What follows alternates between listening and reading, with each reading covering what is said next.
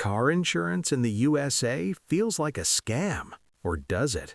Most Americans are confused about their own car insurance, and if you're new to it, it feels impossible. Today, I'm answering real questions from real people, Reddit, forums, actual frustration. No textbook talk. Simple, clear. Think of this as a survival guide, not a lecture. When renting a car, why do people skip insurance saying, "I'm already covered"? How does that work? Most U.S. personal auto policies extend coverage to rental cars. Credit cards may also cover damage, not liability. In simple terms, your regular car insurance often follows you, not just your car. Has this ever happened to you? Rental counter confusion?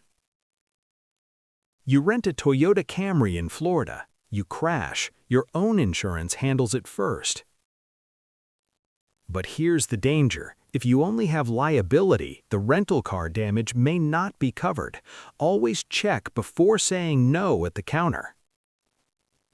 If I drive your car and crash, whose insurance pays?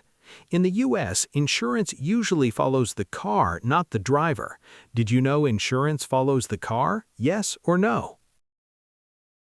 That means your friend's insurance pays first. Yours only helps if the damage goes beyond their limits. You borrow your cousin's car, there's an accident. His insurance gets the bill. Tip: if someone borrows your car often, add them to the policy. Why did my insurance jump to $4,000 for 6 months? Tag someone who complains about insurance prices all the time.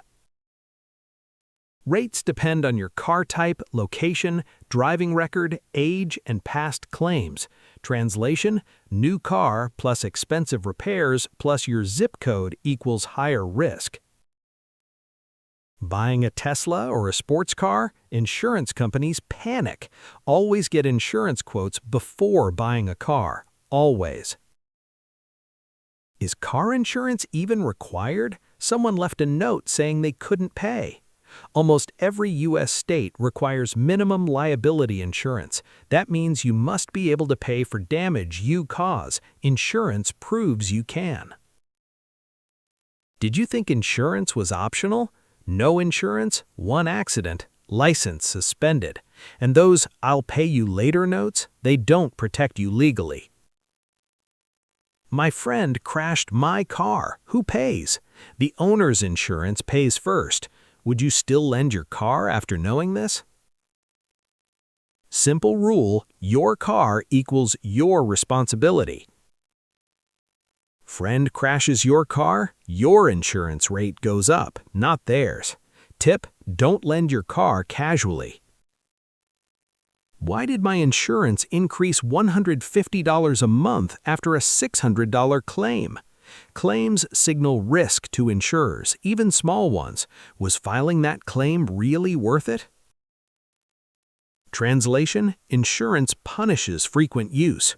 One $600 claim can turn into $5,000 extra premiums over time.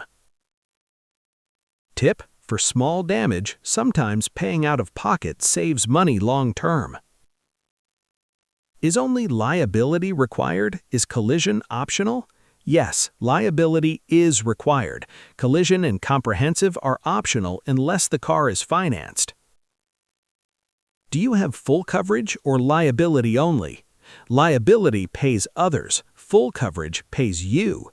Car stolen with liability only? Zero payout.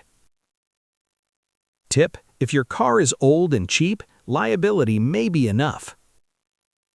BI, PD, PIP, what do these even mean? BI means injuries, PD means property damage, PIP means medical bills. Which term confused you the most? In short, who got hurt, what broke, and who pays? Can I insure a car that's not in my name? Usually no, unless it's a special non-owner policy. Insurance wants ownership responsibility. What if someone not on my policy crashes? Occasional drivers may be covered. Regular drivers? Often denied. Who drives your car besides you? Final tip, if they live with you, add them. Car insurance isn't magic, it's rules plus risk. If this saved you money or stress, like and subscribe and comment what confused you the most. In the next video, I'll show how to lower your car insurance legally in the USA. Don't miss it.